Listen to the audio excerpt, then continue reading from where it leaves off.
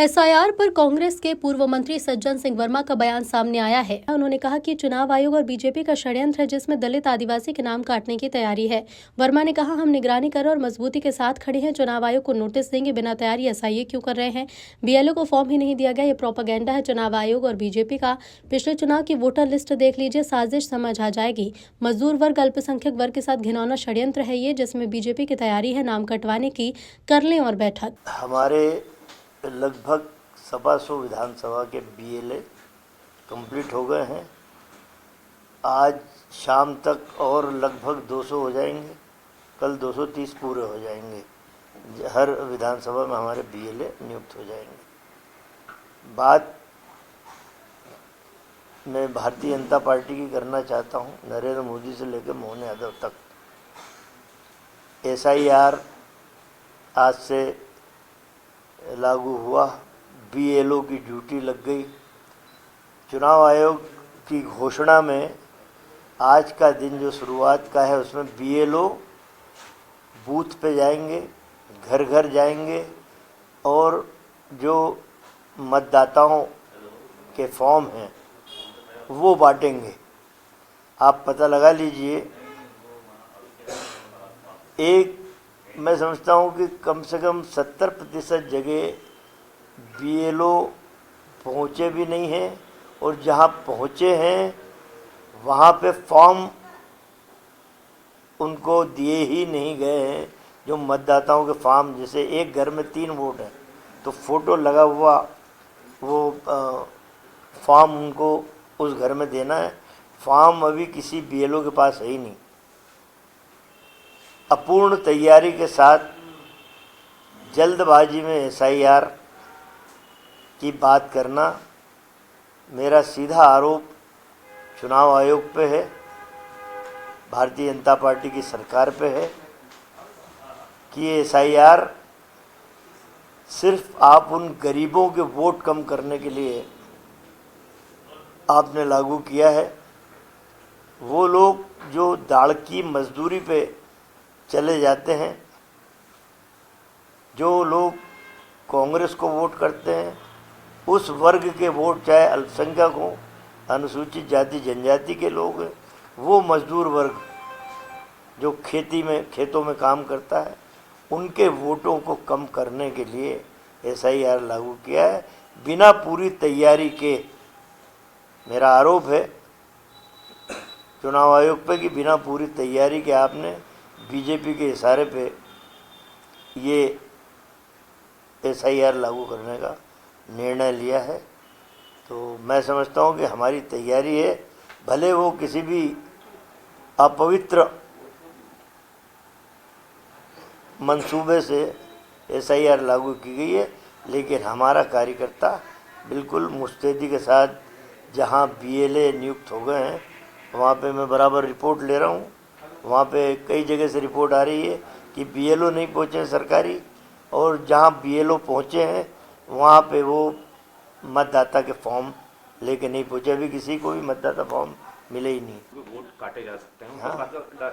हाँ, सही बोला ओम सिंगार ने, गलत थोड़ा बोला। ये पुराने, मैं समझता हूँ कि ये अनुभव है, और चुनाव आयोग जिस ढंग से काम कर रहा है, बिहार का परिदृश्य आपके और हमारे पूरे देश के सामने है कि इतनी आपत्ति लेने के बाद भी सही प्रश्नों का जवाब नहीं दे पाए और मनमाने ढंग से मतदाता सूची बनाई, उसी पे चुनाव हो रहा है। तो हम सबके सामने हैं।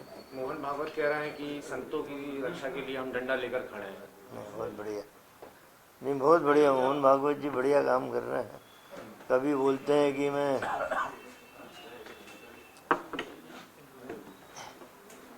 कौन सा भारत बनाऊंगा, अखंड भारत बनाऊंगा, जिसमें पाकिस्तान, बांग्लादेश, इंडोनेशिया, भारत। बहुत बढ़िया डायलॉग उछाल देते, होता जाता उनसे कुछ नहीं। अभी उन्होंने कहा कि पूरा विश्व भारत की तरफ देख रहा है, क्योंकि भारत ही उनकी रक्षा कर सकता है। ये तो क्या है, भाषा का मनोविज्ञान जानते हैं मोहन भागवत जी। डायलॉग, जब भी कोई शिविर होगा 1-2 डायलॉग उछाल के चल देते हैं। और मैं समझता हूँ कि इनसे बड़ा मनोवैज्ञानिक शायद भारत में कोई नहीं। भारत में पहले ये कहा जाता था कि हिंदू खतरे में है, अब कह रहे हैं कि संत खतरे में है। संतों को कहाँ, संतों को कब से सुरक्षा? संत खतरे में तो पहले अपने मुख्यमंत्री मोहन यादव से बात करो।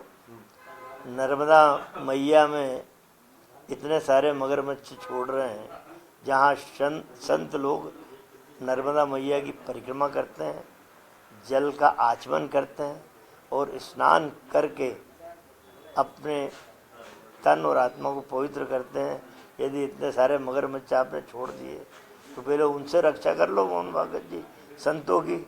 बाकी तो सनातन धर्म के लोग कर लेंगे। इंदौर में चिंटू चौक से एक ऑडियो वायरल हो रहा, सुना हो? इधर बीजेपी ने कांग्रेस के इन आरोपों को सिरे से खारिज किया और बीजेपी प्रवक्ता राजपाल सिंह सिसोदिया ने कहा कि ऐसा कुछ भी नहीं है। बीएलओ की तरफ से फॉर्म दिया जा रहा है और अगर वो फॉर्म में खुद नहीं भरूंगा तो मेरा नाम संकट में आ जाएगा। कांग्रेस सिर्फ इल्जाम लगाती है। देखिए, भारत निर्वाचन आयोग सेकेंड फेज में मध्य प्रदेश के अंदर गहन परीक्षण कराने का काम कर रहा है मतदाता सूचियों का। इसके पहले प्रथम चरण का हुआ है और वह सफल हुआ है। यह द्वितीय चरण है। कांग्रेस को यह ध्यान होना चाहिए। अब कांग्रेस इसलिए ये आरोप लगा रही कि फील्ड में तो कांग्रेस के लोग है नहीं।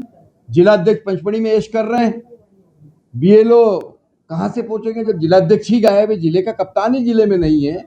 तो आज जब गहन परीक्षण मतदाता सूचियों का हो रहा है तो कांग्रेस फील्ड से नदारत है।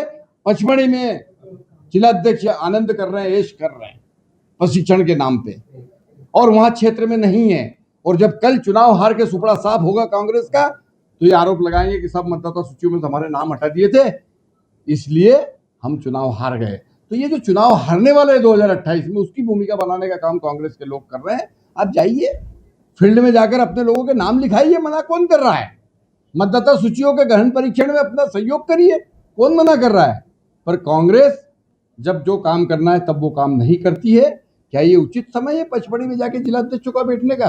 पर सज्जन सिंह वर्मा जी तो कह रहे हैं कि सिर्फ इसलिए प्रशिक्षण दिया जा रहा है कि कांग्रेस के जितने भी जहां कांग्रेस अधिक है उनके नाम किस तरह से कटवाए जाए, ये प्रशिक्षण। देखिए, ये पहली बात तो ये नाम काटने का अभियान है ही नहीं।